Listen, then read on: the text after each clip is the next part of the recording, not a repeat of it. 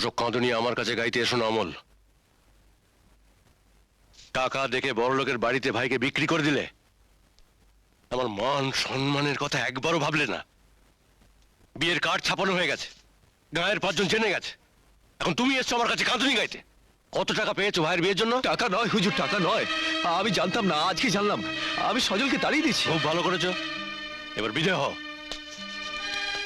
ভালো কথা, দেনার টাকাটা যত তাড়াতাড়ি পারবে শোধ করে দেবে। ছোট ভাইয়ের বড় লোক শ্বশুরকেই না হয় টাকাটা দিতে বলো, নইলে তোমাকে আমি ভিটে ছাড়া করবো। দামোদর মিত্তিরকে তো চেনো, তার যে কথা সেই কাজ। খবর শুনেছ? কি হয়েছে? চাষাটা আমার কাছে এসেছিল। কোন চাষা? আরে অমল, অমল। সে বললে যে তার ছোট ভাই তাকে না জানিয়ে কলকাতায় কোনো এক বড় লোকের মেয়েকে বিয়ে করেছে, সেখানেই সে ঘর জামাই হয়ে থাকবে। ভালোই তো, গাঁয়ে মেয়েকে কি আর সজলদার পছন্দ হয়? হয় না তো? এবার বাচ্চাদনরা টের পাবে। ধারের টাকাটা শোধ করতে বলে দিয়েছি, নইলে ভিটে ছাড়া করব। ভাগ্যিস বিয়ের নেমন্তন্ন চিঠিগুলো বিলি করা হয়নি।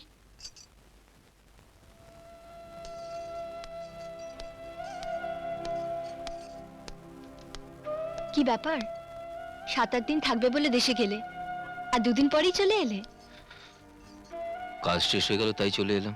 হ্যাঁ, কিন্তু কাজটা অবশ্য তুমি করনি।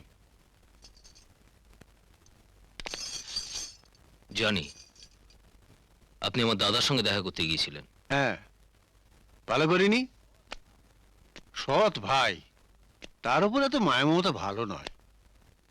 তোমার টাকা হয়েছে থেকে এরপরে সে হয়তো গাড়ি চাপবে, ঘন ঘন টাকা চাইবে, তার থেকে বরং। বাবা, তুমি কি বলছো? ওদের বিশাল সম্পত্তি, ওর দাদা ওর কাছে কেন টাকা চাইবে? সজল তোমাকে মিথ্যে কথা বলেছিল। বিশাল সম্পত্তি তো দূরের কথা, চাষ করে ওদের পেট চলে। সে কি সজল, তুমি আমায় তো আগে সব বলনি। বলবে কি করে? বললে যে বড়লোকের মেয়ে হাতছাড়া হয়ে যাবে। ছি সজল, ভালোবাসাতেও তুমি গরিব বড় লোকের হিসেব কষেছিলে। না রিনা, তা ঠিক নয়। থাক থাক, ওসব ঠিক বিঠিকের কথা থাক। তুমি যাকে ভালোবেসেছো তাকে বিয়ে করেছো, এখন তোমায় ঠিক করতে হবে যে তুমি কি করবে। ও দু নৌকোয় পা দিয়ে তো চলবে না। হয় তোমার জীবনে রিনা থাকবে, না হয় তোমার ওই সৎ ভাইদের কাছে গিয়ে খেতে চাষ করে খেতে হবে। দু নৌকায় পা দেবার কোনো প্রশ্নই ওঠে না, কারণ আমার দাদা আমাকে তাড়িয়ে দিয়েছেন। হ্যাঁ, সে কি? তাই দেশে ফেরার কোনো প্রশ্নই ওঠে না। সত্যি তুমি জীবনে অনেক উন্নতি করবে। যে সিঁড়ি দিয়ে ওপরে উঠে ঘরে ঢুকলে, সেই সিঁড়ির কথাই ভুলে গেলে? বাহ, চমৎকার।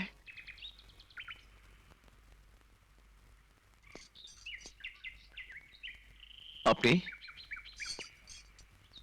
কাকে চাই? দাদা, আমি রিনা, আপনার ছোট ভাইয়ের বউ। আপনি ভুল করছেন, আমার কোনো ছোট ভাই নেই। আমি বাবার হয়ে ক্ষমা চাইতে এসেছি দাদা। ক্ষমা? আপনাদের প্রাসাদে চাকর বাকর হবার যোগ্যতা যার নেই, তার কাছে ক্ষমা চেয়ে ছোট হতে নেই। আমি যে বড় আশা করে এসেছিলাম দাদা, আমার স্বামী যেখানেই থাকুক, যাই করুক, আমি এখানেই থাকবো। আমাকে ফিরিয়ে দেবেন না দাদা।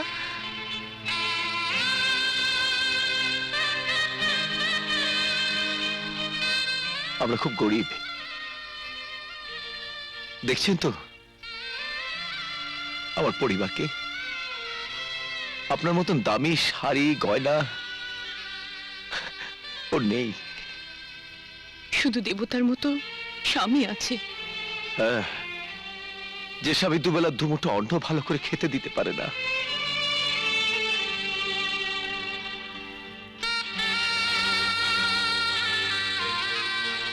যা ত্যাগ করেছি তার কোনোভাবে গ্রহণ করতে পারবো না।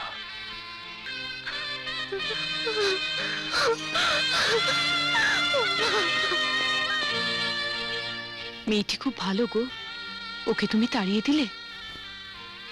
হ্যাঁ দিলাম। আমার আমার সৎ ভাটি যে বড় বড় অসৎ কল্যাণী, বড় অসৎ।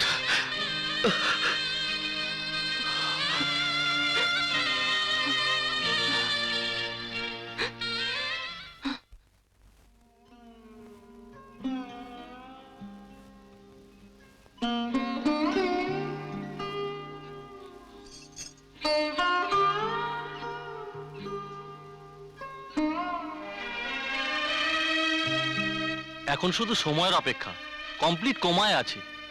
এত বড় অ্যাটাকটা হলো, আপনারা টের পাননি? না, কি হয়েছে মার? স্ট্রোক। 3টে অ্যাটাক হয়েছে 8 ঘন্টা পর পর। সারাদিন তুমি কোথায় ছিলে? শ্বশুর বাড়িতে দেবতার মন্দিরের দরজা থেকে ফিরে এলাম।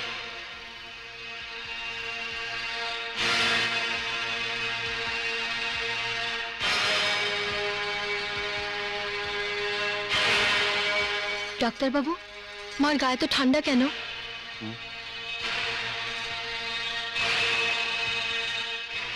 She is dead. না, আপনি মিথ্যে বলেছেন। না, আমার আমার মা আমাকে ছেড়ে যেতে পারে না। আমার সঙ্গে দেখা না করে আমার মা যেতে পারে না। মা, মা, মা,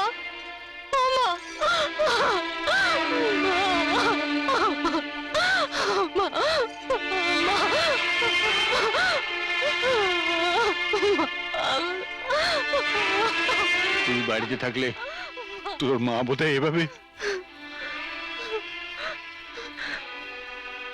দেবতার কাছ থেকে ফিরে এসেছি তো, তার দয়া পেলে মা কখনো চলে যেত না। I'll never forgive you. Never. আমি তোমাদের কাউকে ক্ষমা করব না। মা, মা, মা, মা। কল্যাণী, কি হলো? দামোদর দামোদর আজও তাগাদায় লোক পাঠিয়েছিল। কি আর করবে, ভগবানের উপর সব ছেড়ে দাও। ভগবান বড় নির্দয় কল্যাণী।